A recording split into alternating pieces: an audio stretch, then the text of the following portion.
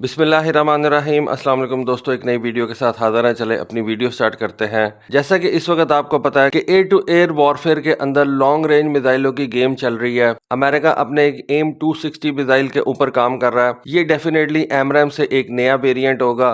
बिल्कुल ये एक नया किस्म का मिसाइल होगा। पॉसिबल ये है कि ये एक मॉड्यूलर मिसाइल होगा और इस एम 260 मिसाइल के जरिए से अमेरिका चाइना के PL-15 मिसाइल को पीछे करने की कोशिश करेगा, PL-15 मिसाइल को आउट रेंज करने की कोशिश करेगा। उसके अलावा रशिया के R-37M मिसाइल को आउट रेंज करने की कोशिश करेगा और इस तरह से एयर वॉरफेयर के अंदर अपनी डोमिनेंस जो है उसको बरकरार रखने की कोशिश करेगा। यही काम इस वक्त रशिया भी कर रहा है। रशिया के पास एक वेरी लॉन्ग रेंज वाला R-37M मिसाइल मौजूद है। आज से तकरीबन 7 साल पहले की बात है कि हमने चाइना का एक लॉन्ग रेंज वाला मिसाइल देखा था जो कि उसके एक SU-30 टाइप के किसी फ्लैंकर जहाज ने उठाया हुआ था। डेफिनेटली ये इतना लंबा मिसाइल था, इतना बड़ा मिसाइल था कि इसको एक इतना बड़ा जहाज ही उठा के लेके जा सकता है। अब चाइना की तरफ से इसी मिसाइल की एक तस्वीर सामने आई है। इस तस्वीर के अंदर चाइना के 4 फ्लैंकर जहाज जो है वो हवा में फ्लाई कर रहे हैं। चारों के ऊपर मॉक मिसाइल्स लगे हुए हैं, क्योंकि ये जो ब्लू कलर वाले मिसाइल्स होते हैं ये किसी भी मिसाइल का मॉक वेरिएंट होता है। इन मिसाइलों के अंदर सब कुछ लगा होता है जो कि एक नॉर्मल मिसाइल में होता है, लेकिन सिर्फ इसके अंदर मोटर नहीं लगी होती, यानी कि इसके अंदर इंजन नहीं होता।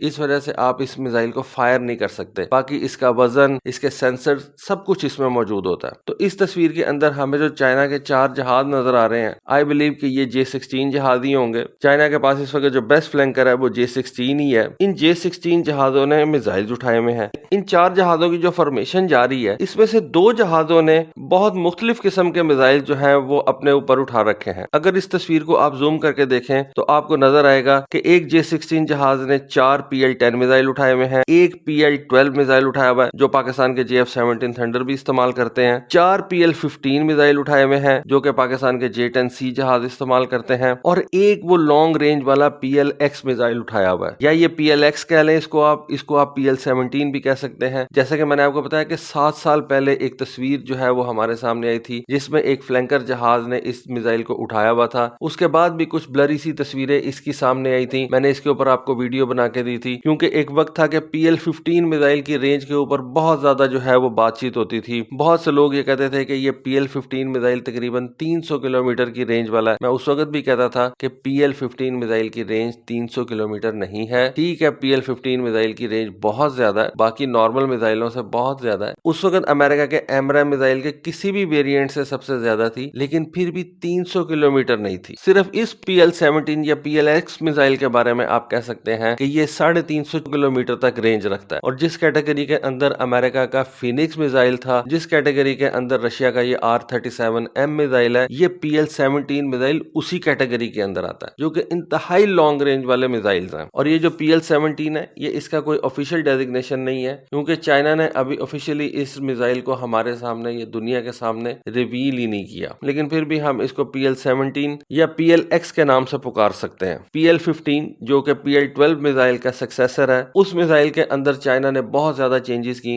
और PL-12 के मुकाबले में PL-15 की जो परफॉर्मेंस थी वो 10 फोल्ड ज्यादा थी। और इस PL-15 मिसाइल ने चाइना के एडवर्सरीज को चकरा के रख दिया था, और इसी वजह से अब अमेरिकन जो है वो अपने एम 260 मिसाइल के ऊपर बहुत तेजी से काम कर रहे हैं। अमेरिका ने अपने एम 120 मिसाइलों की भी जो रेंज है उसको भी थोड़ा सा जो है वो बेहतर बनाया, लेकिन एम 120 से अमेरिका एयर डोमिनेंस जो है वो अचीव नहीं कर सकता। अगर अमेरिका ने एयर डोमिनेंस अचीव करनी है या चाइना के साथ मुकाबला करना है तो अमेरिका को फिर ये एम 260 मिसाइल को जो है वो सामने लेके आना होगा, और इसी नए मिसाइल के जरिए से अमेरिका जो है वो गेम में रह सकता है। अब ये जो चाइना का PLX मिसाइल है, या इसको आप PLXX या PL-17 भी बोल लें, ये एक वेरी लॉन्ग रेंज वाला एयर टू एयर मिसाइल है जो कि आप कह सकते हैं कि हाई वैल्यू एसेट्स को टारगेट करने के लिए बनाया गया है, जैसा कि एयरबोर्न अर्ली वार्निंग एयरक्राफ्ट हो गए जो कि बहुत ज्यादा स्पीड भी नहीं पकड़ सकते, बहुत ज्यादा मनूवर भी नहीं कर सकते। उसके अलावा ये बड़े बड़े टैंकर्स को निशाना बना सकता है, ट्रांसपोर्ट एयरक्राफ्ट को ये निशाना बना सकता है। लेकिन मेरा पहला ख्याल यही है कि ये PL-17 मिसाइल स्पेशल मिशन जहाजों को पहले निशाना बनाने के लिए तैयार किया गया है, जैसा कि AWACS हो गया, जैसा कि आपके इलेक्ट्रॉनिक वॉरफेयर के कुछ जहाज हो गए। अमेरिका RC-135 जहाज इस्तेमाल करता है। ये इस तरह के जहाज होते हैं जो कि बहुत ज्यादा स्पीड भी नहीं रखते और बहुत ज्यादा मनूवर भी नहीं कर सकते। जब यूरोप ने ये मीटियोर मिसाइल निकाला था तो उस वक्त ये भी खबरें आ रही थी कि चाइना एक रैमजेट वाले मिसाइल के ऊपर काम कर रहा है, लेकिन फिर मेरा ख्याल है कि चाइना ने रैमजेट टेक्नोलॉजी को जो है वो साइड पे रख दिया और चाइना ने ये डुअल पल्स रॉकेट मोटर वाले मिसाइल जो है उनके ऊपर काम तेज शुरू कर दिया और जिसका नतीजा जो है ये PL-17 और PL-15 मिसाइलों की सूरत में हमें नजर आ रहा है। ये जो PL-17 मिसाइल है ये PL-15 मिसाइल के मुकाबले में कदरे लंबा और कदरे मोटा है और इस PL-17 मिसाइल की लेंथ के बारे में एक एस्टिमेट ही है कि इसकी लेंथ जो है वो तकरीबन 20 फीट है और इसके ऊपर 4 छोटे छोटे टेल फिन्स जो है वो लगे हुए हैं और उसके साथ साथ इसकी जो रॉकेट मोटर है उसके अंदर थ्रस्ट वेक्टरिंग कंट्रोल जो है वो शामिल किए गए हैं ताकि इस मिसाइल को मैनूवर करवाया जा सके। इस मिसाइल के रेंज के बारे में एस्टिमेट यह है कि इसकी इफेक्टिव रेंज तकरीबन 300 किलोमीटर है और ये तकरीबन 4 मैक तक जो है वो जा सकता है। उसके अलावा इस मिसाइल के अंदर एक 2-वे डाटा लिंक जो है वो इंक्लूड किया गया है। एक ऐसा रेडार का सीकर जो है वो इसके नोज कोन के अंदर लगाया गया है और इसके बारे में समझा जाता है कि ये highly resistant to electronic countermeasures है। चूंकि इसकी रेंज काफी ज्यादा है इस वजह से एक सेफ एस्टिमेट ये आप लगा सकते हैं कि इसको टारगेट डाटा जो है वो किसी स्टैंड ऑफ एसेट के जरिए से प्रोवाइड किया जाता है, जैसा कि AWACS हो गया जो कि ये एयरबॉर्न अर्ली वार्निंग जहाज होते हैं जिनके ऊपर बड़े बड़े रेडार्स लगे होते हैं जिनका कम्युनिकेशन सिस्टम जो है वो बड़ा जबरदस्त होता है। तो इस किस्म के जहाज इतनी लॉन्ग रेंज वाले मिसाइल को टारगेट डाटा प्रोवाइड कर सकते हैं। उसके अलावा ग्राउंड बेस्ड रेडार भी इस मिसाइल को टारगेट डाटा प्रोवाइड कर सकते हैं। और तीसरी ऑप्शन जो है वो सैटेलाइट्स की है कि सैटेलाइट्स इतने लॉन्ग रेंज वाले मिसाइल को टारगेट की तरफ स्टीयर करें और इसको टारगेट तक पहुंचने में मदद फराहम करें। इस मिसाइल की एक्यूरेसी को बेहतर बनाने के लिए इसके अंदर एक छोटा सा इंफ्रारेड सीकर जो है वो भी लगाया जा सकता है। इस तरह से इस मिसाइल के अंदर एक डुअल मोड जो है वो आ जाता है। एक तो रडार के जरिए से ये अपने टारगेट को निशाना बना सकता है, उसके अलावा इंफ्रारेड सीकर को इस्तेमाल करते हुए ये अपने टारगेट को जो है वो निशाना बना सकता है। तो इन दोनों सिस्टम्स को इस्तेमाल करके इस मिसाइल की जो एक्यूरेसी है वो आप कह लें कि ज्यादा बेहतर हो जाएगी। 20 फुट लंबा मिसाइल जो है वो आप किसी भी जहाज के इंटरनल वेपन्स बे के अंदर नहीं लगा सकते अनलेस आपका जहाज जो है वो कोई स्ट्रेटेजिक बॉम्बर हो, जैसा कि चाइना के पास ये H-6 बॉम्बर्स हैं। इतने बड़े जहाज के इंटरनल वेपन्स बे के अंदर आप इस तरह का बड़ा मिसाइल जो है वो रख सकते हैं। बाकी जो फाइटर जेट्स हैं उनके इंटरनल वेपन्स बे इतने बड़े नहीं होते कि उनके अंदर आप 20 फुट लंबा कोई मिसाइल जो है वो हाउस कर सकें। इस वजह से ये मिसाइल जो भी जहाज लेके जाएगा, जो भी फाइटर जेट लेके जाएगा, वो इसको एक्सटर्नली कैरी कर सकता है और एक्सटर्नल कैरी करने के लिए J-16 जैसे जहाज से बेहतर और कौन सा जहाज होगा जिसके अंदर एक बड़ा रेडार लगा हुआ है, जिसका अपना साइज जो है वो काफी बड़ा है और वो इस तरह के एक से ज्यादा मिसाइल जो है वो कैरी कर सकता है। देखिए ये जो स्टेल्थ जहाजों का कॉम्बिनेशन है ना 4th जनरेशन के लेगेसी जहाजों के साथ, ये बड़ा जबरदस्त है। स्टेल्थ जहाज जो है वो ज्यादा रिस्क ले सकते हैं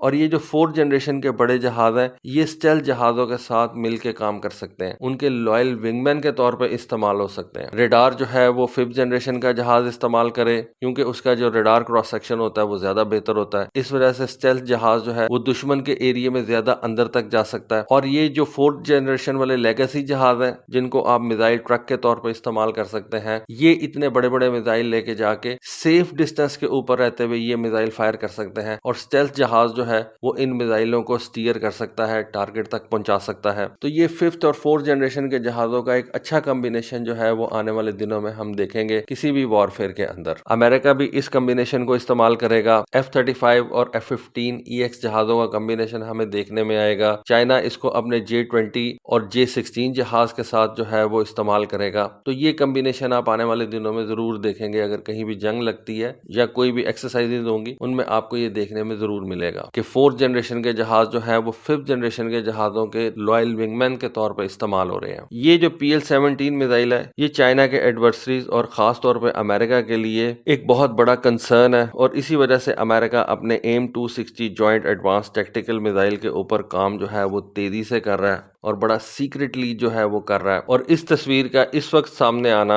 हमें इस बात की इंडिकेशन है कि ये PL-17 मिसाइल अब जल्द ऑपरेशनल होने वाला है और ये चाइना के मुख्तलिफ स्क्वाड्रंस के अंदर J-16 जहाजों को जो है वो प्रोवाइड कर दिया जाएगा। तो दोस्तों ये एक तस्वीर मेरी नजर के सामने से गुजरी थी, सोचा आपके साथ शेयर करूं। होपफुली आपको आज की वीडियो, आज की इन्फॉर्मेशन पसंद आई होगी। कमेंट सेक्शन में अपनी राय से जरूर आगाह कीजिएगा। आज के लिए बस इतना ही। Thank you. Allah Hafiz.